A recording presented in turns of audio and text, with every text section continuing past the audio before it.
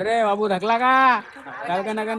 श्रावणाचा पहिला सोमवार दर्शन कमी नांगलोच जास्त. तर काय म्हणता पोट्टो? तर पोट्टो आज चालू आपण बार्शी टाकलेलं मस्तपैकी कावड यात्रा पाहायला. कारण की आज श्रावणाचा पहिला सोमवार आहे तर त्याच्याने कावड यात्रा असतात. तर पोट्टो रस्त्याने जाता लक्षात आलं की भावानं गाडी चाबी सोबत घेतली होती. तर चाबी डायरेक्ट घरी आलो गड्या. चाबी गिबी वापस केली पोट्टो घरी. मग भरली गाडी धावा. कारण गाडी थोड्या छकोला मारला. रस्त्याने जाताच का आम्हाला गाडी कावड दिसणं सुरू झालं. एका पोट्टो पोहोचलो आम्ही बार्शी टाकलेलं पांढऱ्या समोर गाडी गेली पार. मग चाललो आम्ही डीजे पाहायला. तर